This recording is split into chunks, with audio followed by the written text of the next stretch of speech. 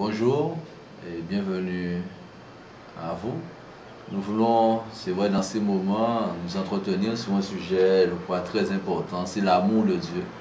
L'amour de Dieu pour l'homme. Et un des textes clés qui parle de cela, c'est Jean, chapitre 3, verset 16, verset qui est très connu.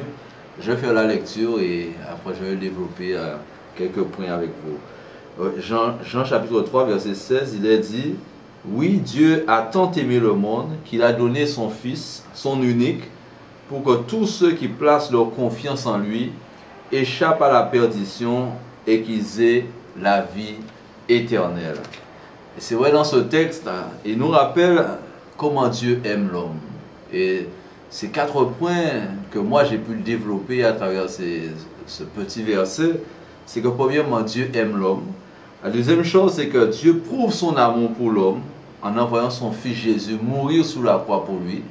La troisième chose, c'est que Dieu offre à l'homme la vie éternelle. C'est le projet de Dieu pour l'homme, la vie éternelle.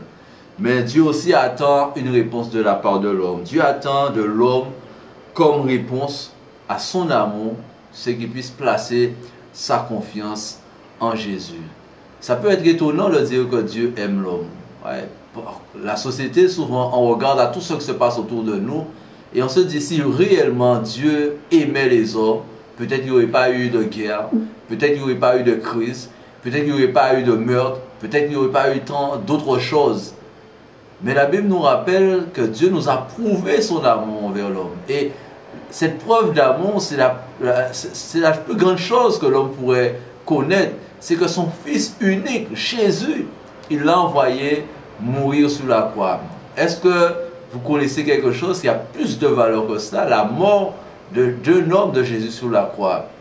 Et pourquoi il est mort sur la croix? C'est pour que l'homme ne puisse pas périr. Car depuis la Genèse, depuis la chute d'Adam et Ève, l'homme est reconnu comme étant en rébellion par rapport à Dieu. Et à cause de ces rébellions, il mérite la mort. Mais Dieu, son projet, c'est la vie éternelle. Et il a choisi Jésus. En mourant sur la croix et en se tournant vers Jésus, l'homme reçoit la vie éternelle. Et c'est pourquoi, toi, peut-être dans les moments difficiles que tu passes, dans les épreuves qui sont là, et tu crois que personne ne t'aime, sache que Jésus t'aime, que l'Éternel t'aime, et qu'il veut que tu aies la vie éternelle. C'est-à-dire que tu puisses revenir dans cette communion avec lui, revenir dans cette relation d'intimité avec lui. Et la seule façon pour faire cela, c'est recevoir Jésus, mettre ta confiance en Jésus, croire en ce qu'il est, mais aussi obéir à sa parole. Et je te promets que si tu places ta confiance en Jésus, tu vas connaître la paix, même dans ces moments d'épreuve, même dans ces moments difficiles. C'est pourquoi je t'encourage vraiment à chercher la face de Jésus, lui demander pardon pour tes fautes, tes péchés, et lui demander de devenir le maître de ta vie. Et tu vas reconstruire cette intimité avec Dieu, et tu pourras vivre une vie nouvelle. Que vraiment Dieu puisse te bénir et te permettre de retrouver cette relation avec celui qui t'a créé. Que Dieu vous bénisse.